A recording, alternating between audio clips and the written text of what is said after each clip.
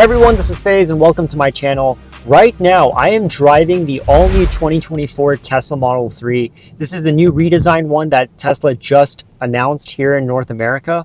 And I've been driving it for a while, and I must say, I really like it. It's really cool, it's really sleek. So in this review, I'm going to talk about all the different aspects of this vehicle.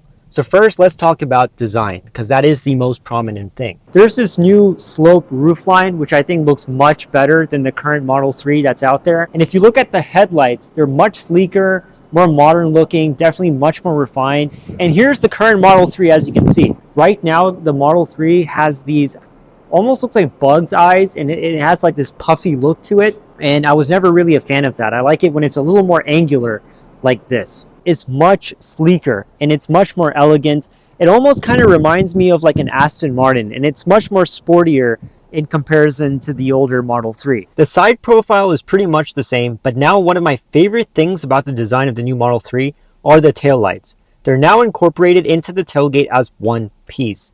The lights are out wide. There are no split lines when the lights are lit. Another thing you immediately notice is that Tesla has replaced the T badge with the Tesla letters, and I think this looks way cleaner and nicer. Tesla has done the same with the Model S and Model X as well. Now, let's talk about the interior. Just like the exterior, the interior too feels very familiar, but there are refinements everywhere. With the newer materials and fabrics, both the look and feel of the Model 3 feels a lot more premium and luxurious.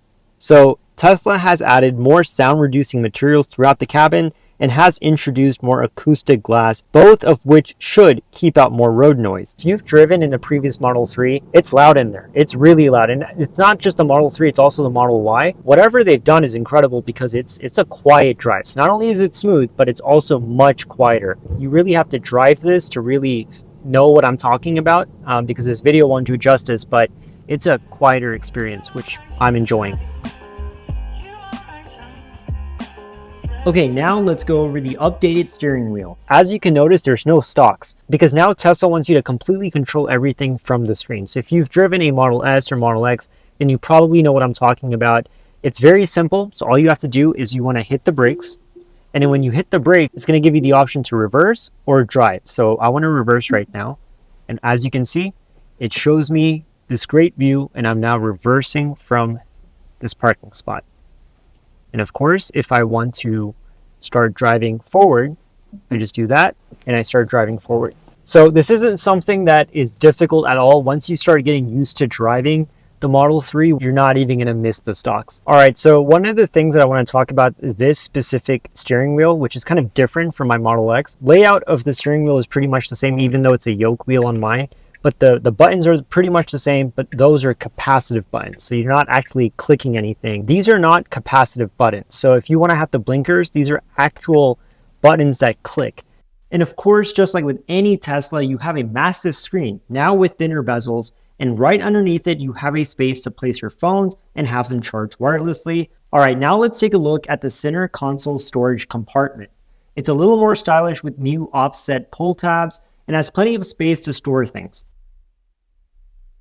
Also, the space underneath the armrest is pretty spacious as well. All right, so one of the other things that I want to mention that I really like in the interior of the Model 3 is the ambient lights. They did it with the Cybertruck and they're doing it with the Model 3. And of course, you can choose from many different colors, any color you want technically.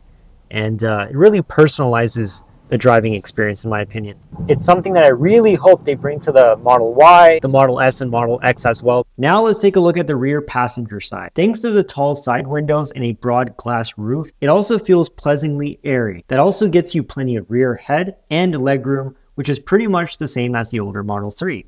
So obviously we have the main screen in the front, but we also have a screen here in the back. So what's really neat is that you can also adjust the temperature in the back, so the airflow, which direction you want it to go, for which seat. You can adjust your music, you can watch movies and TV shows, play games, and also adjust other settings as well, like screen brightness. Also, what's really cool is that you can now add Bluetooth devices. That's really neat because let's say your child is in the back seat and they're watching a movie, they can just put their AirPods on or any of their headphones, and if you're in the front seat driving, you don't have to hear it. So that's pretty cool. All right, so what's really neat is for the rear seat passenger, especially the one that's sitting behind the front passenger, you can now in the screen adjust the setting of that passenger seat. So if you want it to go forward, you can let it go forward if you want more leg space.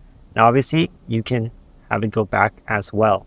And of course, like with the Model X and the Model S, you can even turn on your heated seats right from the screen as well. So that's really cool. Now let's talk about the drive of this vehicle.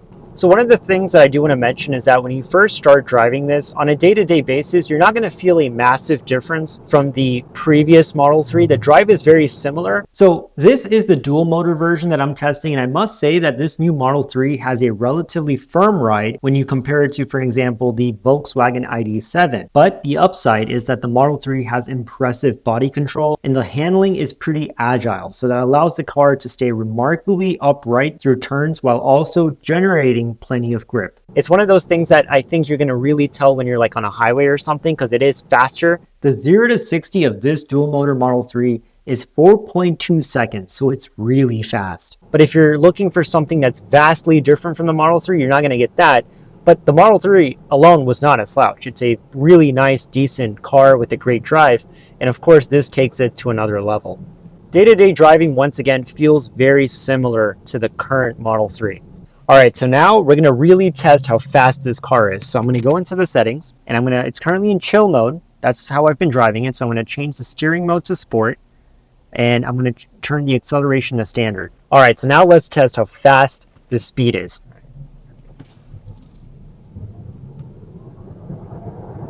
Wow. Okay, this is fast.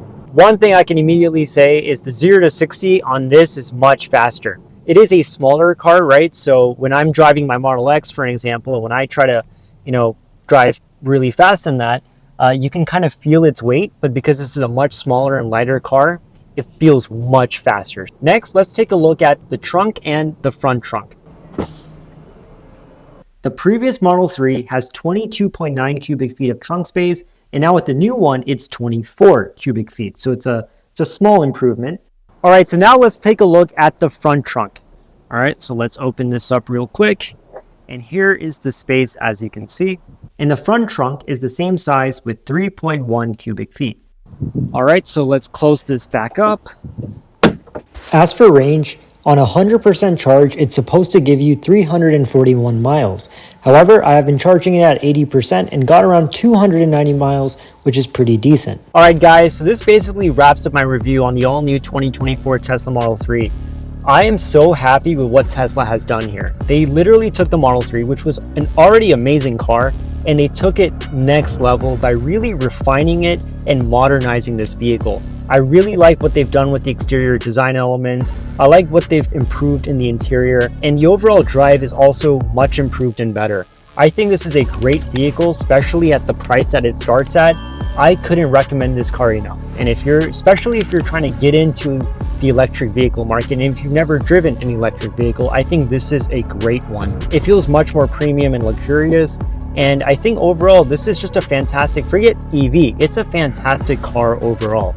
So if you have any thoughts or comments or questions about this vehicle, leave them down in the comment section below. Subscribe to my channel if you haven't already done so, and I'll see you next time.